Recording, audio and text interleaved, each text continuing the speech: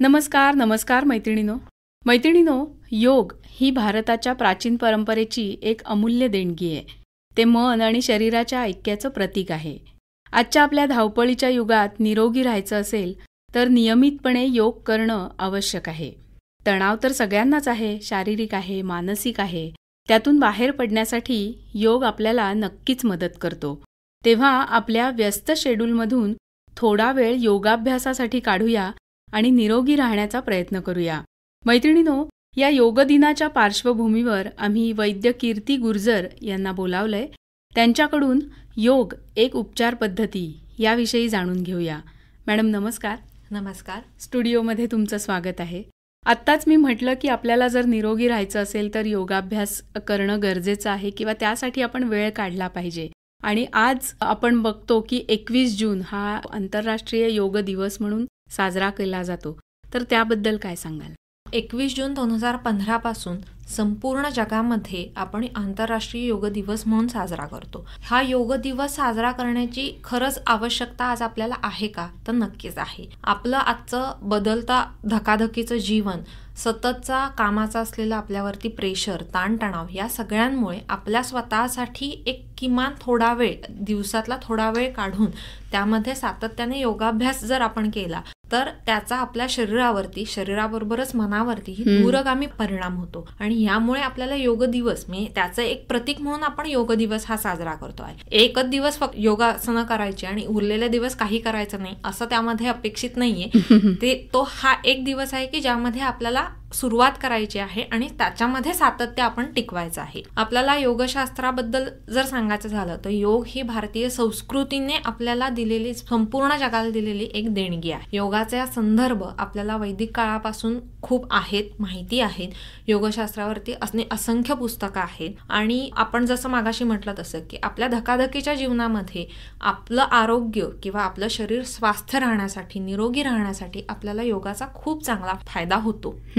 Madam, आत्ताच तुम्ही म्हणालात की योगशास्त्र आहे, तर ते योगशास्त्र म्हणजे नेमकं काय आहे? आणि योग किंवा योगासनं याबद्दलही आपण बोललो की एक दिवस योगासनं केली म्हणजे झालं असं नाहीये. तर ते योग, योगासनं, प्राणायाम हे नेमकं काय आहे याबद्दल सांगा. योगशास्त्र हे एक दर्शनशास्त्र आहे. 6 मुख्य दर्शन सांगितलेली आहेत की ज्यामध्ये ती जीवनाची एक पद्धत आहे. त्याप्रमाणे योग हे जीवन पद्धती आहे. त्यावेळेच्या पद्धतीनुसार त्यामध्ये अंतर्भाव केलेला आहे. एक संपूर्ण शरीराचा, मानवी अंतरंगाचा त्यामध्ये विचार करून ती जीवन पद्धती सांगितलेली आहे. त्यामध्ये ज्या वेळेला आपण नुसतं योगशास्त्र किंवा योग असं ज्या वेळेला म्हणतो त्यावेळेला आपल्याला पहिला शब्द आठवतो तो म्हणजे योगासनं किंवा प्राणायाम. पण फक्त तेवढंच म्हणजे योगासनं का, म्हणजे योगशास्त्र का, तर असं नाहीये. योगशास्त्र असा जेव्हा आपण विचार करतो त्यावेळेला त्यामध्ये यम, नियम, आसन, प्राणायाम, प्रत्याहार, धारणा, ध्यान, समाधी या 8 अंगांचा विचार केलेला आहे. आणि हे 8 अंग आपल्या रोजच्या जीवनामध्ये आचरणात आणणं म्हणजे योगाचा अभ्यास करणं.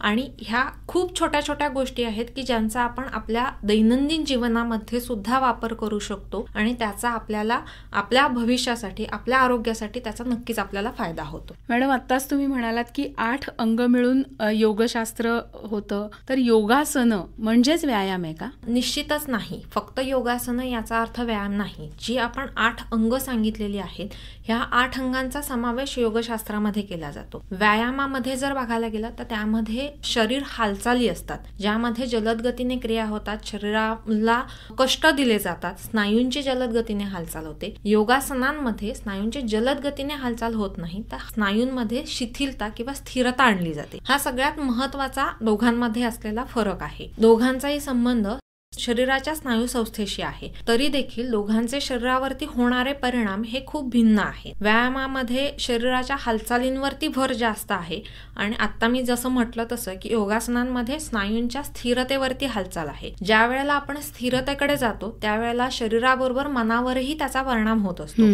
आणि आपण आजार किंवा व्याधी म्हणजे आपला जो मुद्दा आहे योगशास्त्र हे एक उपचार पद्धती, तर व्याधींच्या बाबतीत ज्या वेळेला आपण विचार करतो त्यावेळेला या व्याधींमध्ये योगासनांचा विचार करत असताना स्थिरता आवश्यक असते आणि त्या स्थिरतेचा उपयोग करून आपण व्याधी निर्मूलन करण्यासाठी विचार करू शकतो.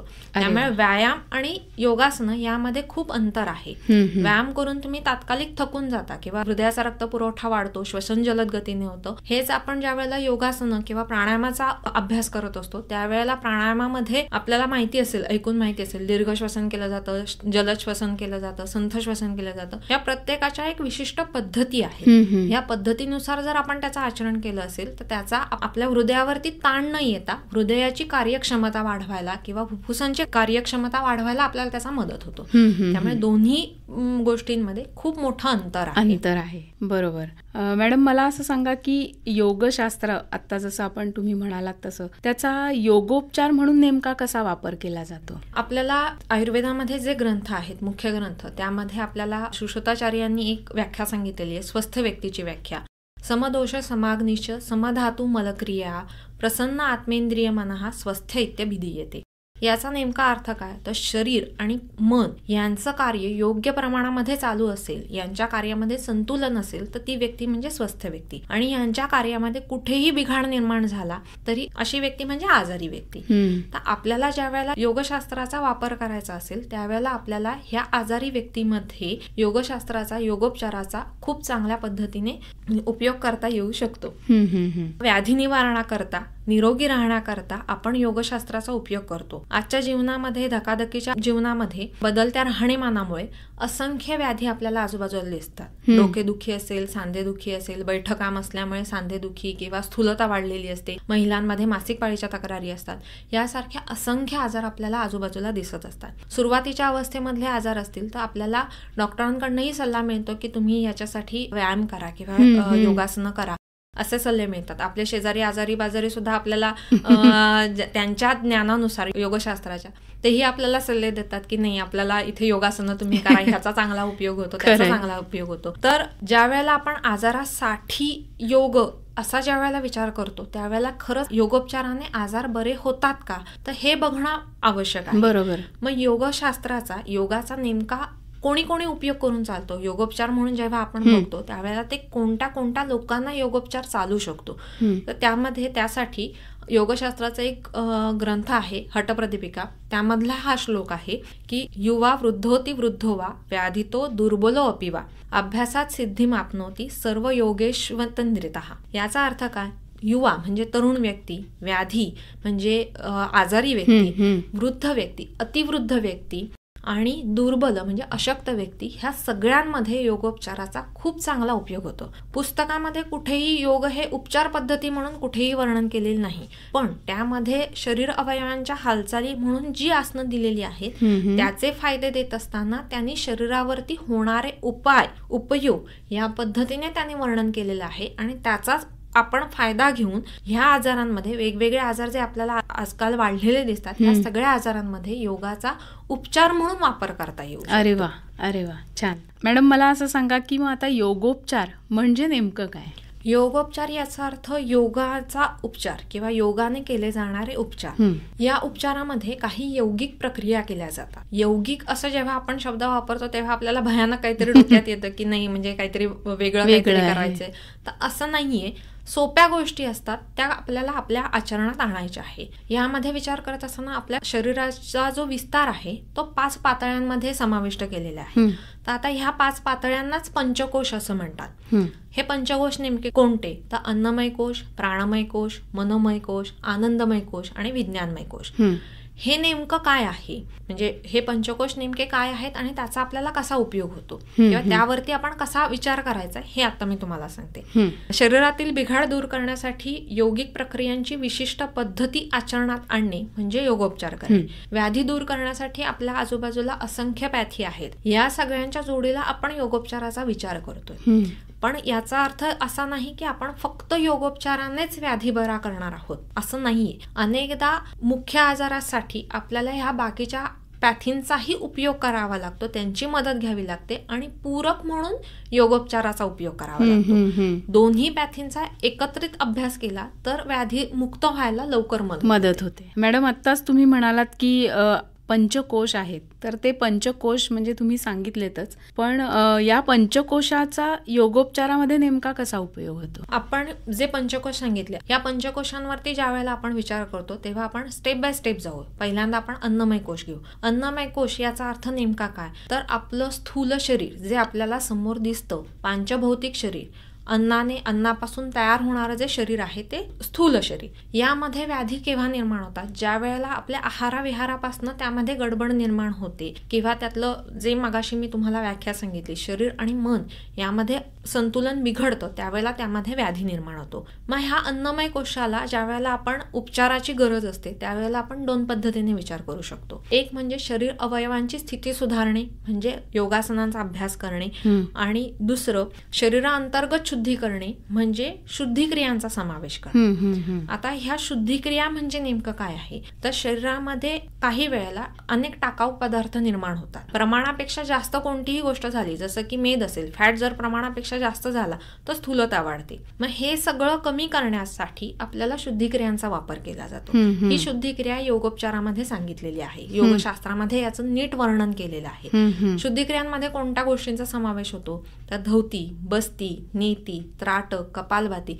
आता यातलं कपालभाती हे सगळ्यांनी ऐकलेलं आहे, बरोबर, पण त्याचा शास्त्रशुद्ध पद्धतीने नेमक्या कोणत्या आजारासाठी कशा पद्धतीने वापर केला जातो ह्याचा विचार करणं हे योगोपचारामध्ये केलेलं आहे.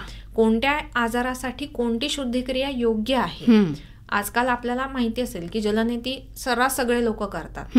अरे पण एखाद्याला सर्दी झाली, नाक चोकअप झालंय, तर अशा वेळेला तुम्ही जलनेती करून तुम्हाला त्याचा काहीही फायदा होणार नाही. मग नेमका त्याचा जलनेतीचा कुठे उपयोग करावा, त्याचा कसा उपयोग करावा आणि त्याचा फायदा काय आहे याचा बारकाईने विचार हा योगोपचारामध्ये केला जातो. खरंय. बस्ती आपल्याला माहिती आहे, आयुर्वेदिक पंचकर्म ट्रीटमेंट म्हणून आपण बस्तीचा विचार करतो, पण बस्तीमध्ये सुद्धा एखादा विशिष्ट आजार असेल तर त्या आजाराला ती बस्ती चालणार आहे का, म्हणजे एवढा व्यापक विचार योगोपचारामध्ये किंवा आयुर्वेदामध्ये सुद्धा खूप जास्त पद्धतीने, खूप चांगल्या पद्धतीने केलेला आहे. पण त्याचा समावेश आपण योगोपचार मध्ये करणार आहोत. त्याच्या जोडीला आपण शरीर अवयवांची स्थिती सुधारण्यासाठी योगासनं देणार आहोत. म्हणजे फक्त शुद्धिक्रिया दिली आणि काम झालं असं नाही, म्हणजे आजार बरा झाला असं नाहीये. त्यातल्या अवयवांमध्ये आलेला बिघाड जो आहे तो दुरुस्त करण्यासाठी आपण आसनांचा विचार करतो. मॅडम, आत्ताच तुम्ही म्हणालात की वेगवेगळ्या आजारांमध्ये आसनांचा उपयोग केला जातो, तर तो नेमका कसा केला जातो? म्हणजे आज आपण बघतो की खूप आजार असे आहेत की कॉमन आहेत, म्हणजे जसं संधिवात आहे, डायबेटीस आहे, मग अशी तुम्ही म्हणालात तसं की स्त्रियांना मासिक पाळीचेही त्रास होतात. आज PCOD तर म्हणजे मुलींमध्ये खूप प्रमाणात दिसायला पण लागलेला आहे. तर या सगळ्यामध्ये या आसनांचा कसा उपयोग केला जातो?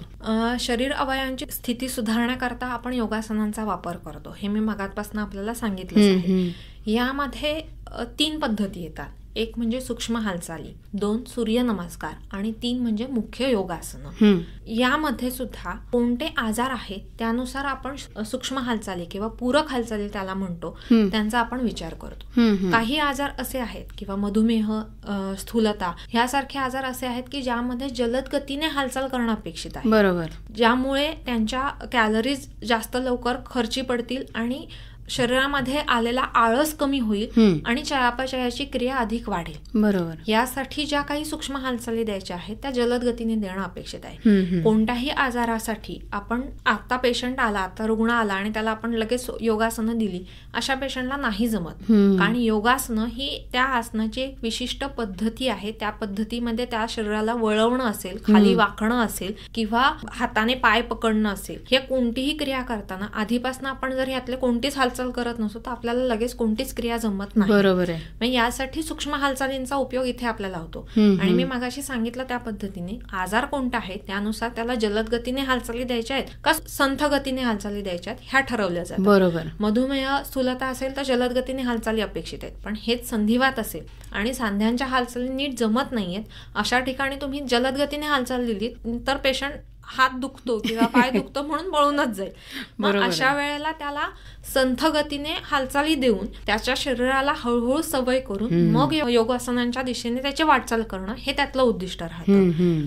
हे झालं सूक्ष्म हालचालींबद्दल. दुसरा प्रकार राहतो यामधला सूर्यनमस्कार. सूर्यनमस्कार सुद्धा आपल्याला ऐकून माहिती आहे. सूर्यनमस्कार म्हणजे महिलांच्या पीसीओडी किंवा यासाठी मुलींमध्ये सूर्यनमस्काराचा जर वापर केला असेल, उपयोग केला असेल, सातत्याने जर सूर्यनमस्कार घालत असतील तर खूप छान फायदा मुलींमध्ये दिसून येतो. त्यांचा पीसीओडी कमी व्हायला त्याने मदत होतं. पण ते शास्त्रशुद्ध पद्धतीने घातलं असेल तर त्याचा फायदा होतो. मी सूर्यनमस्कार घालते म्हणून मी कसं तरी अंग वेडवाकडं केलं आणि मी सूर्यनमस्कार घातला असं होत नाही. त्यातल्या नेमक्या अवस्था काय आहेत, त्याला श्वासाची जोड कशी दिलेली आहे, म्हणजे सूर्यनमस्कार घालत असताना पुढे वाकायचं त्यावेळेला श्वास घ्यायचा आहे का, सोडायचा आहे का, या प्रत्येक ठिकाणी बारकाईने विचार करून जर सूर्यनमस्कार घातला असेल तर तुम्हाला त्याचा फायदा तुमच्या आजारामध्ये निश्चित पद्धतीने होतो. आता यामध्ये सुद्धा 2 प्रकार राहतात. रेग्युलर सूर्यनमस्कार म्हणजे व्यवस्थित व्यक्ती दिसते आहे, पुढे वाकू शकते, बसू शकते, हालचाल करू शकते, यामध्ये रेग्युलर सूर्यनमस्कार घालणं सोपं राहतं. परंतु एखादी व्यक्ती आहे की जिला पुढे वाकणं जमत नाहीये किंवा गुडघ्यांचा त्रास होतोय आणि अशा व्यक्तीला आपल्याला सूर्यनमस्कार सुचवायचे असतील तर त्यांना आपल्याला खुर्चीच्या आधाराने सुद्धा सूर्यनमस्कार घालता येऊ शकतात.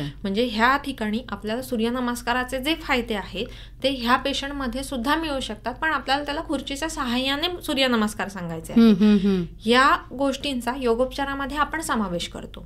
योगासनांमध्ये सुद्धा प्रत्येक अवयानुसार म्हणजे व्याधीनुसार तर योगासनं वेगवेगळी आहेतच. प्रत्येक व्याधीला प्रत्येक योगासनं चालतात अशातला भाग नाही. आपण आजकाल बघतो की नाही मी अमुक योगासनं केली, मी तमुक योगासनं केली किंवा ही आसनं मी रोजच करतो. हे आजकाल आपण सर्रास सगळ्यांना ऐकतो, काही पुस्तकांमध्ये वाचून बघतो करतो किंवा टीव्हीवरती बघून करतो किंवा आपल्या आजूबाजूला असतात की जी लोक आपल्याला ह्याचं मार्गदर्शन करत असतात ते सांगत असतात. पण खरंच त्या व्याधीला त्या योगासनांचा उपयोग होतोय का, हा एक मुद्दा. दुसरा मुद्दा म्हणजे तुम्ही ज्या वेळेला योगासनं करत असता त्यावेळेला त्या योगासनांचा फायदा तुम्हाला कशा पद्धतीने होतो, त्यामध्ये तुम्ही किती स्थिरता मिळवताय. स्थिर सुखम आसनम ही योगासनाची व्याख्या आहे. म्हणजे आसनं ही स्थिर आणि सुखकारक असली पाहिजे. प्रयत्न शैथिल्याम अनंत समापत्तीभ्याम याचा अर्थ काय, तर त्या आसनांमध्ये तुम्ही शिथिलता मिळवली पाहिजे. ज्या वेळेला तुम्ही ती शिथिलता मिळवता त्यावेळेला तुम्हाला त्या आसनांचा फायदा होतो. नक्कीच. याचा अर्थ मधुमेहासारखा आता आजार असेल, आपल्याला ऐकून माहिती असेल सगळ्यांनाच की अर्धमत्स्येंद्रासन नावाचं एक आसन आहे की ज्यामध्ये शरीराला पीळ दिला जातो आणि त्या आसनांमध्ये आपल्या स्वादुपिंड म्हणजे ज्या ठिकाणी मधुमेहासाठी जे मुख्य कार्य करणारं अवयव आहे, ग्रंथी आहे, की त्याच्यावरती दाब येतो आणि त्याचा परिणाम म्हणून मधुमेहाचं प्रमाण कमी व्हायला स्वादुपिंडाची कार्यक्षमता यामध्ये वाढते, शरीराला पीळ दिलेला असल्या. पण ही स्वादुपिंडाची कार्यक्षमता केव्हा वाढेल, तुम्ही आसन घेतलं, आसन स्थितीमध्ये आलात, 2 मिनिटात ते आसन सोडून दिलं, 2 सेकंदात, तुम्हाला त्या आसनाचा फायदा मिळणार आहे का, तर नक्कीच नाही. मग केव्हा मिळेल, तुम्ही त्या आसन घेतल्यानंतर तुम्ही त्या आसनामध्ये शिथिलता मिळवाल, म्हणजे तुमच्या आहे त्या आसनामध्ये तुम्ही स्थिरता प्राप्त करून 2 मिनिटं त्या आसनामध्ये जेव्हा राहाल त्यावेळेला त्या आसनाचा तुम्हाला फायदा होईल. बरोबर.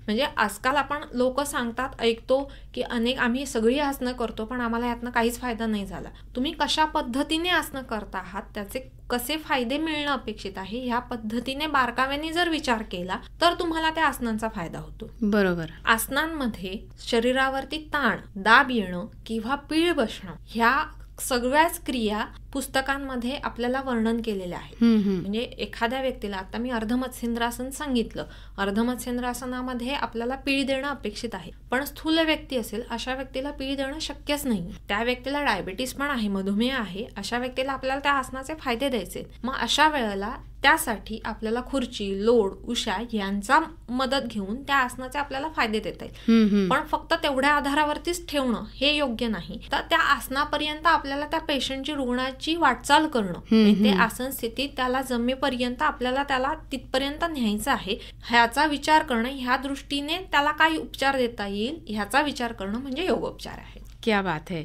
म्हणजे नुसतं मी योगासनं करते असं नाहीये, तर ते प्रॉपर पद्धतीने केले तरच त्याचा आपल्याला उपयोग होणार आहे. नक्की. एखादी आसन स्थिती घेत असताना तुम्हाला ती आसन स्थिती मिळवण्यासाठी किती कष्ट करायला लागतात हे रेग्युलर आसन करणाऱ्याला नक्कीच सांगू शकतात.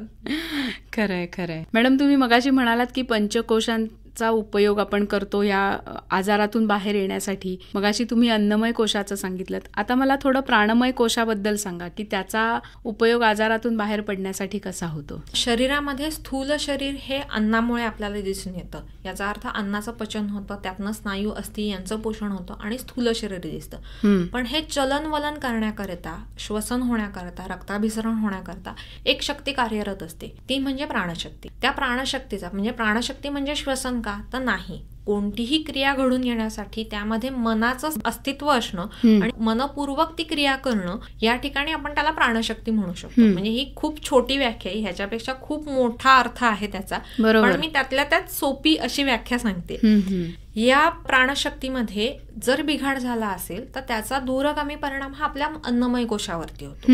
त्यामुळे ज्या वेळेला आपल्याला प्राणमय कोशावरती कार्य करायचं असेल तर त्यावेळेला आपल्याला प्राणायामाचा उपयोग होतो. म्हणजे शरीर अवयवांचे कार्य जे सुधारायचं आहे ते आपण प्राणायामाने सुधारू शकतो आणि शरीर अवयवांमध्ये जे संतुलन तयार करायचे, जे कार्य बिघडलेलं आहे त्यामध्ये जे संतुलन करायचं आहे ते जे मगाशी मी 8 अंग सांगितले त्यातल्या प्रत्याहाराने करायचंय. तर प्रत्याहार म्हणजे काय हे आपण नंतर बघू. पहिल्यांदा आपण प्राणायाम म्हणजे काय हे बघूया. तर प्राणायाम, प्राण म्हणजे प्राणशक्ती, त्याचं आपल्याला सुरळीत कार्य करणं म्हणजे प्राणायाम. अनेकदा आपण आपल्या आजूबाजूला तर सर्रास ऐकतो की मी अमुक प्राणायाम करतो, मी कपालभाती करतो किंवा मी भस्त्रिका करतो, मी जलद गतीने श्वसन करतो, दीर्घ श्वसन करतो. तर ह्याचा आपल्या शरीराला उपयोग होतो. हे करून सुद्धा मला हार्ट डिसीज झाला, हे करून सुद्धा मला अमुक त्रास होतो, उच्च रक्तदाबाचा त्रास होतो. त्याच्याबद्दल नीट माहीत करून घेऊन ते प्राणायाम करणं हा त्यातला मुख्य उद्देश आहे. आता उदाहरणच सांगायचं झालं तर कपालभाती ही शुद्धिक्रिया आहे, हा प्राणायाम नाहीये. पण कपालभाती करत असताना आपण ज्या वेळेला, कपालभातीची क्रिया नेमकी कशी आहे तर आपण त्यावेळेला श्वासपटलाला म्हणजे आपल्या डायफ्रॅगमला आपण जोरदार धक्के देतो आणि बलपूर्वक श्वास बाहेर सोडतो.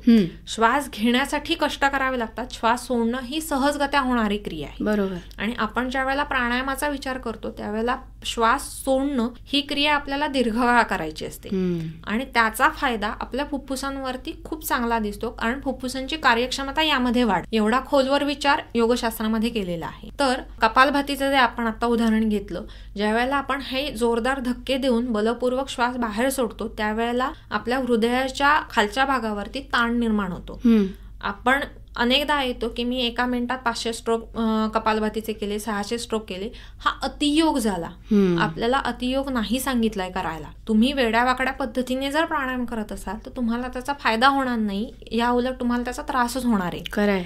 प्राणायामेन युक्तेन सर्व रोग क्षयो भवेत, अयुक्ताभ्यास योगेन सर्व रोग समुद्भवः. म्हणजे प्राणायामाचा योग्य पद्धतीने जर तुम्ही आचरण केलं तर सर्व रोग नाश करण्यासाठी उपयुक्त आहे. पण अयोग्य पद्धतीने जर उपयोग केला असेल तर सगळे रोग उद्भवणार, जवळ येतील तुमच्या. नक्की. त्यामुळे ह्या पद्धतीने जर आपण कपालभाती करत असतो तर हृदयावरती ताण निर्माण होणार आहे, उच्च रक्तदाबाचा त्रास होणारच आहे. बरोबर. आणि उच्च रक्तदाब असताना आपण जर कपालभातीचा उपयोग केला तर नक्कीच त्याला आणखीन त्रास होणार. त्यामुळे नेमकं आपण काय करत आहोत, कशा पद्धतीने प्राणायाम करतो याचा बारकाईने विचार करणं अपेक्षित आहे. प्राणायाम म्हटलं की नुसतं श्वसन, मी श्वास घेतो श्वास सोडतो, म्हणजे काही जण नुसतं श्वास घेणं श्वास सोडणे यालाच प्राणायाम म्हणतात. एवढं नाहीये. त्यामध्ये पूरक, रेचक, कुंभक ह्या 3 प्रकारांचा अंतर्भाव केलेला आहे. पूरक याचा अर्थ श्वास घेणे, रेचक याचा अर्थ श्वास सोडणे आणि कुंभक याचा अर्थ श्वास रोखून धरणे. म्हणजे श्वास सोडण्यापूर्वी रोखून धरायचा आणि श्वास सोडल्यानंतर रोखून धरायचा, हाही त्यामध्ये 2 प्रकार आहेत. बरोबर. तर ह्या प्रत्येकाची मात्रा ठरवलेली आहे. म्हणजे पूरक किती भाग करायचा आहे, म्हणजे श्वास किती वेळपर्यंत आत घ्यायचा आहे, श्वास सोडताना तो किती वेळ सोडायचा आहे आणि श्वास रोखून धरताना तो किती वेळ धरायचा आहे, यातलं प्रत्येकाचं कॅल्क्युलेशन आहे. यातलं कमी जास्त कोणतंही प्रमाण होत असेल तर तुम्हाला त्याचा फायदा होणार नाही, तुम्हाला त्याचा त्रासच होणार आहे. बरोबर. गणितच चुकतंय. त्यामुळे प्राणायामाचा विचार करत असताना किंवा एखादा प्राणायाम शिकवतो आहे, आपण शिकतो आहोत किंवा आपण स्वतः अभ्यास करतोय, आपण खरंच त्या पद्धतीने प्राणायाम करतो आहोत का याचा नीट विचार करणं अपेक्षित आहे. म्हणजे श्वास एक भाग घ्यायचा आहे, पूरकाचं प्रमाण हे श्वास घेण्याच्या दुप्पट आहे. म्हणजे श्वास घ्यायची वेळ त्यापेक्षा जास्त वेळ हे सोडण्यासाठी आहे. नुसतं श्वसन सुधारलं तर असंख्य आजार कमी होतात. दम्यासारख्या आजारामध्ये नुसतं श्वसनाकडे लक्ष केंद्रित केलं असेल तर त्याचा आजार कमी व्हायला, त्याची फुफ्फुसांची कार्यक्षमता वाढवायला आपल्याला नक्कीच फायदा होतो. वा, खरंच छान. असंख्य आजारांमध्ये किंवा कोणताही आजार ज्या वेळेला तयार होतो किंवा आपल्या शरीरामध्ये त्याची लक्षणं दिसतात, त्यावेळेला पहिला इफेक्ट जर कुठे होत असेल तर तो आपल्या श्वसनावरती होतो. त्यामुळे श्वसनाची गती आपली जलद गतीने होणं किंवा संथ श्वसन होणं यामध्ये दिसतं. त्यामुळे याचा विचार करून त्यानुसार प्राणायाम सुचवणं हे अधिक योग्य राहील. दुसरा एक मुद्दा यामध्ये राहतो तो म्हणजे प्राणायामामध्ये थंड प्राणायाम आणि उष्ण प्राणायाम हेही 2 प्रकार आहेत. आपल्याला नावं ऐकून माहिती असतील, सूर्यभेदन प्राणायाम, शीतकारी प्राणायाम, शीतली प्राणायाम किंवा उज्जाई प्राणायाम, भस्त्रिका प्राणायाम. पण ह्याचा आपल्या शरीरावरती थंड किंवा उष्ण परिणाम होत असतो. आणि कोणता आजार आहे यानुसार तुम्ही कोणता प्राणायाम करता हे ठरवलं जातं. म्हणजे दम्यासारखा आजार असेल किंवा सर्दी खोकल्याचा त्रास असेल आणि अशा वेळेला तुम्ही जर थंड प्राणायाम सांगितले असेल तर त्यांना काहीच उपयोग होणार नाही. त्यावेळेला त्यांना उष्ण उपाय करणारे हेच प्राणायाम सुचवावे लागतात. पण दम्यासारख्या पेशंटला, रुग्णाला आपण डायरेक्टली हे प्राणायाम सुचवू शकत नाही. हेही तेवढंच महत्वाचं आहे. त्यावेळेला आपल्याला त्यांच्या श्वसनापासून सुरुवात करावी लागते. म्हणजे आपण नुसते ज्या वेळेला बसलेले असताना जरी आपण आपल्या श्वसनाकडे लक्ष दिलं तरीही आपल्या लक्षात येतं आपण श्वास भरून म्हणजे छाती भरून श्वास कधीच घेत नाही. खरंय. मग अशा वेळेला आपण छाती भरून श्वास घेणं आणि छाती भरून श्वास सोडणं ही ज्या वेळेला आपण क्रिया करतो त्यावेळेला आपण आपल्या श्वसनाकडे नीट लक्ष देत असतो. आणि ही क्रिया आपण दिवसात किमान 5 मिनिटं ज्या वेळेला आपण करतो त्यावेळेला त्याचा फायदा आपल्या शरीराला नक्कीच होतो. यामध्ये सेक्शनल ब्रीदिंग हा एक मुद्दा राहतो. सेक्शनल ब्रीदिंग याचा अर्थ नेमका काय तर श्वास भरून घ्यायचा, जे मी मागाशी सांगितलं छाती भरून श्वास घेणं. छाती भरून ज्या वेळेला आपण श्वास घेतो त्यावेळेला आपलं पोट सुद्धा वरती आल्यासारखं किंचित दिसतं, जाणवतो. ह्या पद्धतीने जेव्हा आपण श्वास घेतो म्हणजे छाती भरली आहे, पोट सुद्धा किंचित वरती आलंय, छातीचा वरचा भाग आहे तिथपर्यंत आपण लक्षपूर्वक श्वास घेतोय आणि तो तेवढा भागही वरती आल्याचा आपला जाणवतो आहे. आणि ज्या वेळेला आपण श्वास सोडतो त्यावेळेला हा छातीचा वरचा भाग रिकामा झालाय, छाती पूर्ण मोकळी झाली आहे, पोट आत गेले, ही जाणीव होणं. ह्या तिन्ही पद्धतीने ज्या वेळेला आपण श्वासोच्छ्वास करतो त्यावेळेला त्याला आपण सेक्शनल ब्रीदिंग म्हणतो. म्हणजे योगिक श्वसन जे केलं जातं ते या पद्धतीने केलं जातं. प्राणायामामध्ये सुद्धा किंवा नुसतं श्वसन करत असताना सुद्धा आपण या पद्धतीने जर श्वसन केलं तर त्याचा फायदा आपल्या फुफ्फुसांची कार्यक्षमता वाढवायला, हृदयाची कार्यक्षमता वाढवायला नक्कीच होतो. कारण ज्या वेळेला आपल्या फुफ्फुसावरती ताण येतो त्यावेळेला हृदयावरती सुद्धा त्याचा ताण येत असतो. बरोबर.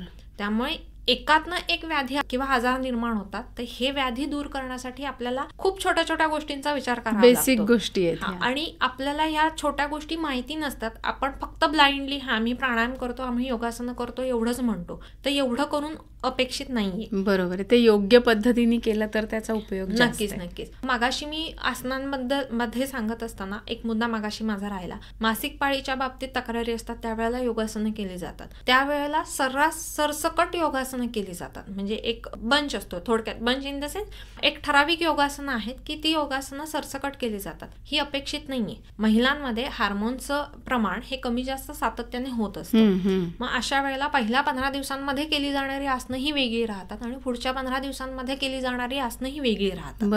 म्हणजे नुसतं आपल्याला PCOD साठी किंवा मासिक पाळीच्या तक्रारी आहेत म्हणून योगासनं करायची असतील तर आपल्याला त्याचा एवढा बारकाईने विचार करणं अपेक्षित आहे. खरंय. मॅडम, मगाशी बोलता बोलता आपण बोललो, सुरुवातीला मीही बोलले की आपलं मन निरोगी राहणं हेही तितकंच महत्त्वाचं असतं. आणि आज आपण बघतो की मनावर ताण खरंच खूप आहेत. आज 2 वर्ष आपण सगळ्यांनी अनुभवले पण आहेत ते. तर मानसिक आजारांमध्ये याचा उपयोग नेमका कसा होतो? मानसिक आजारांमध्ये योगशास्त्राचा, योगोपचाराचा खूप चांगल्या पद्धतीने फायदा होतो. शरीराचं कोणतेही कार्य आपण ज्या वेळेला करतो त्यावेळेला त्यामध्ये मन हे गुंतलेलंच असतं. आणि मनापासून ज्या वेळेला आपण ते कार्य करत असतो त्यावेळेला ते कार्य अधिक चांगलं 100%. मनामुळे आनंद निर्माण होतो आणि मनामुळे दुःखही निर्माण होतं. त्यातलं मन उडून गेलं असेल तर त्यामध्ये नक्कीच आजार किंवा असंतुलन निर्माण होतं. त्याच्यामुळे बहुसंख्य आजार हे मानसिक व्याधीतनं निर्माण झाले, मानसिक ताणामधनं निर्माण झालेले आहे. त्यामुळे ह्या मनावरती योगशास्त्रामध्ये खूप चांगल्या पद्धतीने कार्य केलेलं आहे. त्याच्यासाठी त्यांनी धारणा सांगितली. धारणा याचा अर्थ नेमका काय तर एखाद्या विशिष्ट गोष्टीवरती लक्ष केंद्रित करणे म्हणजे धारणा. आणि ध्यान याचा अर्थ काय त्या धारणेचा सातत्याने विचार करणे म्हणजे ध्यान. दोन्ही गोष्टींमध्ये खूप अंतर आहे. ज्या वेळेला आपण धारणा करतो, एखाद्या विशिष्ट गोष्टींवरती लक्ष केंद्रित करतो, मनाला स्थिर करतो, त्यावेळेला आपले असंख्य आजार कमी होतात. कारण आत्ताच्या आपल्या आजूबाजूला असंख्य गोष्टी आहेत की ज्या आपल्याला आकर्षित करतात. आपलं मन त्याच्याकडे ओढलं जातं. प्रत्याहार, मागाशी आपण उल्लेख केला, प्रत्याहार म्हणजे काय? आता आपण कपालभाती करतो आहोत, आई घरात भजी तळती, तुम्ही कपालभातीचं लक्ष तुमचा भजीकडे जातंय, तर ते लक्ष न जाता ते लक्ष तुम्ही करत असलेल्या कपालभातीकडे जाणीवपूर्वक वळवणे म्हणजे प्रत्याहार. आणि ज्या वेळेला हे करून तुम्ही त्या गोष्टीकडे लक्ष केंद्रित करता आणि ती गोष्ट मनापासून करता, त्यावेळेला त्याला धारणा म्हणतात. या मनाच्या एकाग्रतेमधून शरीराच्या कार्यावरती संपूर्णतः नियंत्रण आणता येते. असंख्य व्याधी ह्या मनापासून ज्या तयार होतात, मनाच्या चंचलतेमुळे, मन ज्या वेळेला स्थिर होतं त्यावेळेला ह्या चंचलतेमुळे निर्माण होणाऱ्या व्याधीही कमी होतात. म्हणजे आपल्याला ऐकून माहिती असेल, कोलायटिस असेल किंवा इरिटेबल बाउल सिंड्रोम ऐकून माहिती असेल, मोठ्या तळ्याचे ज्यामध्ये आजार असतात, यामध्ये मानसिक ताणाचा जास्तीत जास्त सहभाग असतो. अच्छा. उच्च रक्तदाब असेल, मधुमेह असेल, यामध्येही आपल्याला ऐकून माहिती असेल की स्ट्रेस असेल, ह्याची जे काही मेजरमेंट आहेत ही नक्कीच वाढलेली दिसतात. त्यामुळे हे स्ट्रेस कमी करण्यासाठी आपल्याला ध्यानाचा खूप चांगला फायदा होतो. ध्यान याचा अर्थ फक्त एखादी विशिष्ट मूर्ती लक्षात घेऊन त्यावरती लक्ष केंद्रित करणं का, तर असं अपेक्षितच नाहीये कुठेही. तुम्ही नुसतं ओंकार जप केला तरी पुरेसा आहे किंवा नुसतं ओम याचं चित्र डोळ्यासमोर ठेवून त्यावरती लक्ष केंद्रित केलं तरीही पुरेसं आहे. यामध्ये आणखीन एक मुद्दा येतो, तो म्हणजे षटचक्र ध्यान. षटचक्र ही आपल्या शरीरामध्ये असलेली 6 मुख्य चक्र सांगितली आहेत. मूलाधार, स्वाधिष्ठान, मणिपूर, अनाहत, विशुद्ध, आज्ञाचक्र आणि ह्या सगळ्यांच्या वरती असलेलं सहस्रार चक्र. ह्याचा समाधी आणि या अनुषंगाने खूप मोठा विस्तार आहे, पण आपल्याला एवढ्या डिटेलमध्ये जायचं नाही. आपण आता विचार करतोय हा खूप छोटा करतोय योगोपचार एवढ्या दृष्टीने. अगदी. तर ह्या षटचक्राचा नेमका उद्देश कसा होतो आणि ह्या चक्रांवरती फक्त ध्यान केल्याने त्याचा फायदा आपल्याला कसा होतो? चक्र ही विशिष्ट पाकळ्या असलेल्या कमळांनी तयार झालेली आहे आणि ह्या पाकळ्या हे त्या अवयवांना जोडलेल्या आहेत. ओके. आणि ज्या वेळेला आपण त्या ठिकाणी ध्यान करतो, म्हणजे नुसतं ओंकार ध्यान असेल किंवा त्या चक्रांचे मंत्र आहेत, अक्षर आहेत, मंत्र याचा अर्थ फक्त अक्षर आहे, त्या अक्षरांवरती जेव्हा आपण ध्यान करतो तेव्हा त्या अवयवांची कार्यशक्ती आपण वाढवत असतो. कारण आपण मागापासून सांगितलंच आहे की मनपूर्वक आपण एखादी गोष्ट करतो त्यावेळेला त्याचा फायदा आपल्या संपूर्ण शरीराला नक्कीच होतो. त्याचाच हेतू इथे असा आहे की ज्या वेळेला आपण त्या चक्रावरती, षटचक्रांपैकी त्या चक्रावरती ज्या वेळेला आपण ध्यान करतो त्यावेळेला त्या अवयवाशी संबंधित आपण ध्यान करत असतो. बरोबर. त्यामुळे त्या अवयवाची कार्यक्षमता आपण वाढवतो. यामध्ये दुसरा महत्वाचा मुद्दा येतो, मानसिक ताणतणाव जेव्हा निर्माण होतो त्यावेळेला तो ताणतणाव कमी करण्यासाठी योगनिद्रा याचा समावेश केला जातो. योगनिद्रा म्हणजे काय आहे तर शवासन हे आसन आपल्याला सगळ्यांना ऐकून माहिती असेल की आडवं झोपून करायचं एक आसन आहे, सुखकारक असं असलेलं आसन आहे. या आसनामध्ये आपण मनाला सूचना देतो आणि त्या सूचनेने त्या अवयवामध्ये असलेला आजार दूर करण्यासाठी किंवा तो आजार कमी करण्यासाठी आपण मनाला सूचना देतो. त्यावेळेला आपल्याला झोप लागत नाही, कारण सातत्याने सूचना आपल्या कानात पडत असतात किंवा आपण ऐकत असतो, त्यामुळे झोप लागत नाही. पण त्या ठिकाणी अवयवामध्ये आपण शिथिलता आणतो. या शिथिलतेचा फायदा आपल्याला कसा होतो किंवा मनाचा फायदा आपल्याला त्या ठिकाणी कसा जाणवतो तर त्या आजाराला तोंड देण्याचं सामर्थ्य आपण तयार करत असतो. आणि ज्या वेळेला शारीरिक व्याधी आणि मानसिक व्याधी जेव्हा आपण विचार करतो तेव्हा शारीरिक व्याधी हा 20% असतात, मानसिक व्याधी हा 80% असतात. आपल्या एखाद्या संधी दुखतो आहे किंवा एखादा सांधा दुखतोय, आपण सातत्याने दुखतोय असं म्हणत राहतो म्हणून ते जास्त दुखायला वाटतं. अदरवाईज दुखणं कमीच असतं. आपण लक्ष दिलं नाही, आपण दुसऱ्या कामात व्यस्त असू, आपल्याला लक्षातही येत नाही की आपल्याला एखादे सांधे दुखतं आहे किंवा त्या ठिकाणी आपल्याला वेदना होती. त्यामुळे मानसिक आजार, मानसिक व्याधी ही 80% आहे. खरंय. आणि ज्या वेळेला आपण हे योगनिद्रेचा समावेश करतो, योगनिद्रेचा सातत्याने उपयोग करून घेतो, त्यावेळेला ही मनाने शिथिलता निर्माण करतो आणि त्या आजाराला तोंड देण्यासाठी म्हणून मनाला आपण तयार करत असतो. बरोबर. मॅडम, आत्ताच तुम्ही योगनिद्रेबद्दल बोललात, तर त्याचा नेमका फायदा कसा होतो?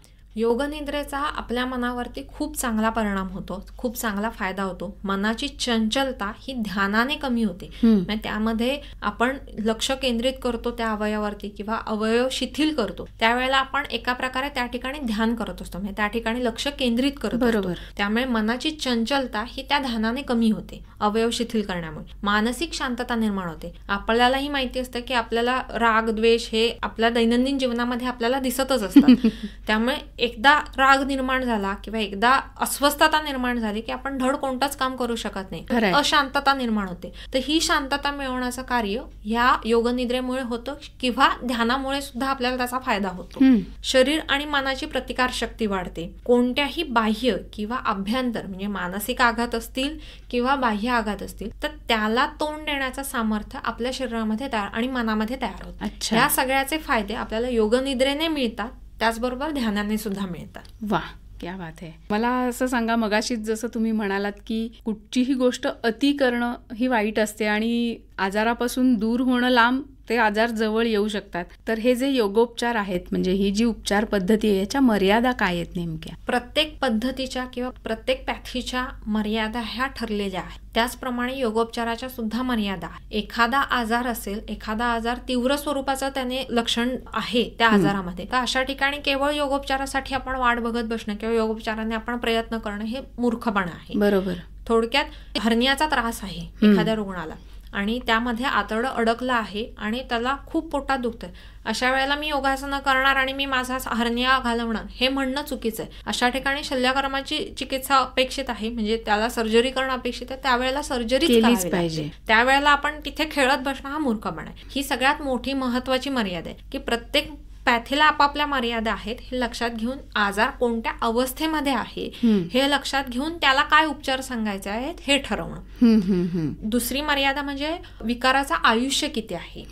म्हणजे आजार हा अगदी तरुण वयातला आहे, म्हणजे सुरुवात झाली आहे, तर अशा वेळेला बाकीच्या पॅथींच्या जोडीने पूरक म्हणून आपण योगोपचार जर सुरू केला तर त्यामध्ये प्रतिबंधात्मक उपाय म्हणून योगोपचाराचा खूप चांगला फायदा होतो. नक्कीच. पण व्याधी जर शेवटच्या अवस्थेमध्ये आहे, म्हणजे सांधेदुखी आहे आणि सांधे पूर्ण वाकडेच झाले आहेत, अशा वेळेला आपण जर योगोपचार करायला गेले त्याने योगोपचाराने नाही काही साध्य होणार. बरोबर. मग अशा वेळेला फक्त हटून बसणं आणि अडून राहणं हे योग्य नाही.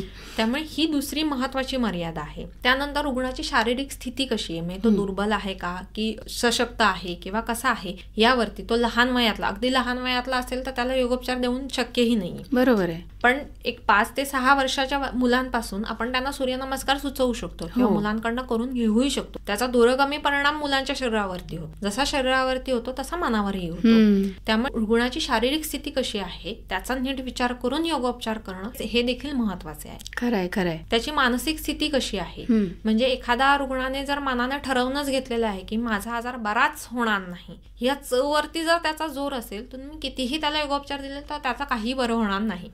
पण त्याऐवजी आपण ज्या वेळेला योगनिद्रा घेतो किंवा आपण ध्यान करतो त्यावेळेला हळूहळू करून त्याचा जो वरचा जोर आहे तो जर कमी करणं आपल्याला शक्य असेल आणि आपण त्याला योगोपचार देत असू तर त्याचा फायदा त्यामध्ये होईल. म्हणजे मगाशी जसं तुम्ही म्हणालात की जेव्हा तुम्ही मन ओतून काम करता तेव्हा त्याचा रिझल्टही 100% मिळतो.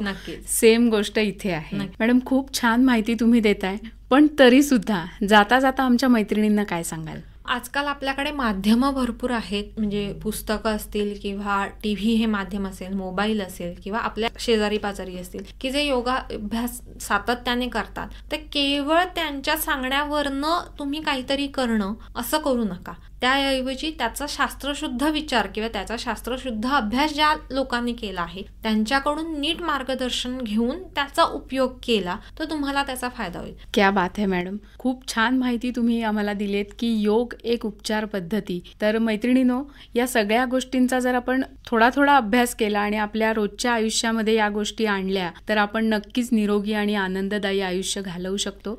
मॅडम, याच पॉझिटिव्ह नोटवर आज आपण इथे थांबूया. तुम्ही इथे आलात आणि आमच्या मैत्रिणींना इतकी छान माहिती करून दिलीत त्याबद्दल आकाशवाणी परिवारातर्फे मी आपले आभार मानते. धन्यवाद. धन्यवाद.